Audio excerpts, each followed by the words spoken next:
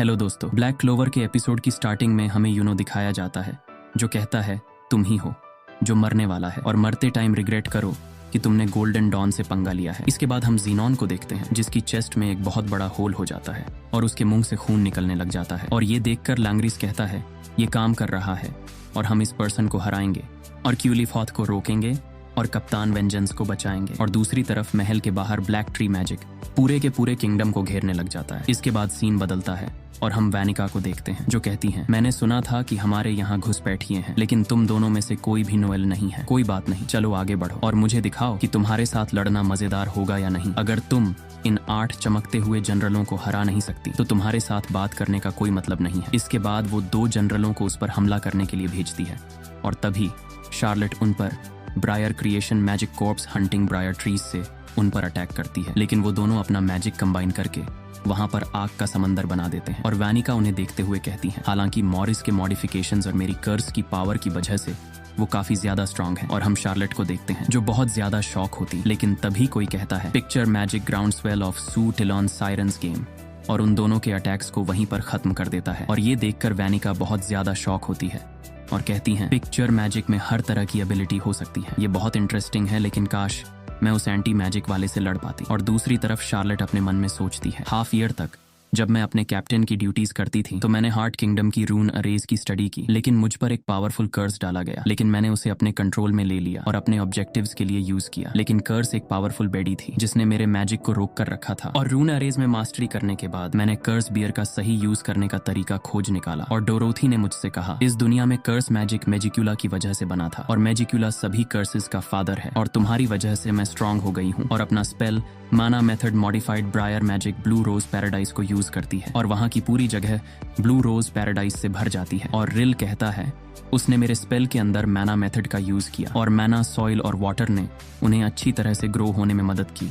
और उसकी पावर देखकर वैनिका कहती है एनिमी का कर्स जितना स्ट्रांग होता है उतना ही वो उस कर्स को ज्यादा अब्सॉर्ब करते हैं और उसके फ्लावर जितने ही ब्यूटीफुल खिलते हैं उतना ही उन दोनों पर कर्स का असर कम होता है। और अपनी आंख पर लगी हुए पट्टी को उतारते हुए कहती है इन ह्यूमंस ने अपने ऊपर किए गए कर्स को मॉडिफाई कर दिया और उसे एक स्पेशल एंटी कर्स के मैजिक में बदल दिया और ऐसा काम करने के लिए किसी के लिए सोचना भी गजब की बात है। ये बहुत इंटरेस्टिंग है। और दूसरी तरफ शार्लेट अपने मन में सोचती है मैजिक नाइट्स के साथ मिशन और फ्रेंडली कॉम्पिटिशंस, एल्व्स के रीबर्थ, हार्ट किंगडम के रून अरे और अब तक सब कुछ ने मेरे मैजिक को पॉलिश किया है और उन दोनों पर अटैक कर देती है और उन दोनों की हालत खराब हो जाती है। और अपनी बात को कंटिन्यू करते हुए कहती हैं ये मेरे प्रेजेंट ब्लू रोज है और ये ट्रू ब्रायर मैजिक और मैं इस टाइम ब्लू और रेड रोज दोनों का यूज कर सकती हूँ और क्वीन ऑफ ब्रायर्स में ट्रांसफॉर्म हो जाती है और अपने मन में कहती हैं मैं तुम्हें बचाऊंगी और तुम्हें दिखाऊंगी कि मैं कितनी स्ट्रांग हो गई हूँ यामी। और दूसरी तरफ वैनिका को देखते हैं जिसकी आंधी बॉडी डेविल में ट्रांसफॉर्म हो जाती है और बहुत जोर जोर से हंसते हुए कहती है मुझे अब तक का सबसे अच्छा ओपोनेंट मिल गया है और उस पर अटैक करने के लिए आगे बढ़ती है। लेकिन शार्लेट कहती हैं मैं तुमसे नहीं लड़ने वाली। उसकी बात सुनकर वैनिका कहती है क्या वहां पर कुछ नौटंकी चल रही है। और शार्लेट कहती हैं पावर का उन कांटों पर कोई असर नहीं होता जितना टारगेट पावरफुल होता है और कर्स की पावर उतनी ही ज्यादा कसकर उन्हें बांधती है। और हम देखते हैं शार्लेट के मैजिक ने वनिका को कसकर बांध लिया था और वनिका चिल्लाते हुए कहती हैं ऐसा मत कर, मुझे पता है कि हम दोनों का मुकाबला सबसे बेहतरीन हो सकता है। लेकिन शार्लेट कहती हैं तुम जैसी बेतुकी विमेन मुझे पसंद नहीं है और तुम्हारी डिजायर पूरी किए बिना ही मर जाओ और यही तुम्हारे पनिशमेंट है। इसके बाद सीन शिफ्ट होता है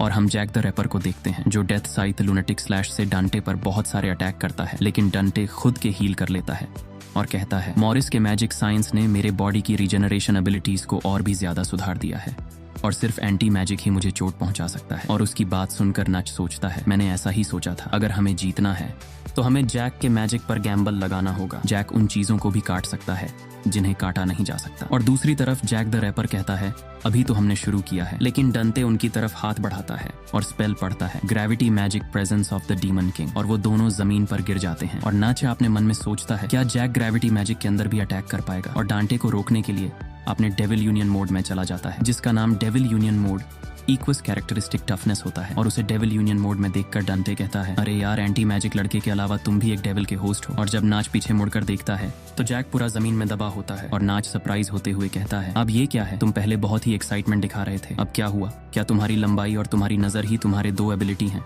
प्रेइंग मैंटिसेस के कैप्टन। बातें करना आसान है, अब तुम्हारे स्किल्स को बोलने दो। और दूसरी तरफ डंटे कहता है नहीं, और उस पर अटैक करते हुए कहता है मुझ पर ध्यान दो। लेकिन नाश तुरंत उसकी चेस्ट पर अटैक कर देता है और कहता है मैं वहां के कैप्टन से बात कर रहा हूँ। लेकिन डांटे जोर जोर से हंसते हुए कहता है अपना गुस्सा और दिखाओ और गेट खुलने तक मेरा एंटरटेनमेंट करते रहो। और नाच अपने मन में सोचता है मैं उसके साथ मुकाबला कर सकता हूँ, लेकिन मैं उसे एक क्रिटिकल हिट नहीं मार सकता और मुझे जैक को हमला करने के लिए किसी तरह से एक्साइट करना होगा। तभी डंटे जैक को पंच मारने वाला होता है और कहता है भाड़ में जाओ।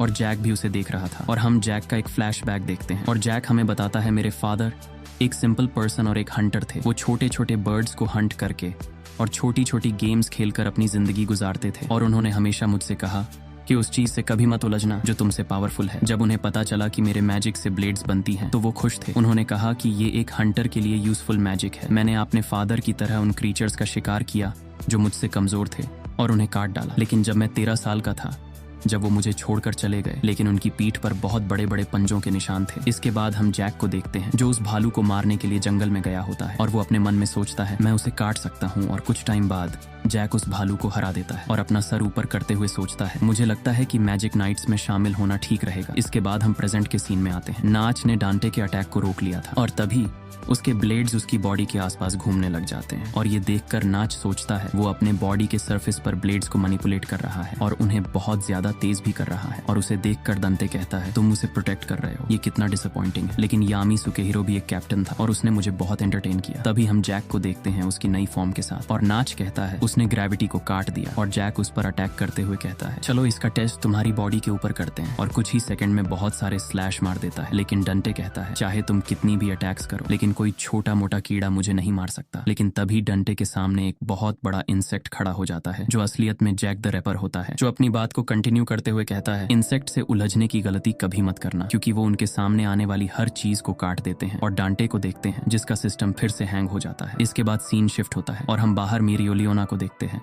जिसने उस मॉन्स्टर को हरा दिया था। इसके बाद हम जीनन को देखते हैं जिसका भी सिस्टम हैक हुआ पड़ा था। इसके बाद हम मैजिक्यूला को देखते हैं जिसकी लड़ाई अभी भी कंटिन्यू थी और ये सब नेच अपने डेविल के जरिए देख रहा था। और नेच कहता है मुझे लगता है अंडरवर्ल्ड का डोर ओपन होने में अभी बहुत ज्यादा टाइम है और हमारे किंगडम के सबसे ज्यादा स्ट्रॉन्ग मैजिक नाइट्स मेरी एक्सपेक्टेशन से भी बहुत ज्यादा स्ट्रॉन्ग हैं। इसके बाद हम जैक द रैपर को देखते हैं जो डैंट्स को बार बार स्लैश कर रहा था और डैंट्स अभी भी हंसते हुए कहता है मुझे और एंटरटेन करो। और जैक कहता है तुम चुप करो, तुम अभी मरने वाले हो।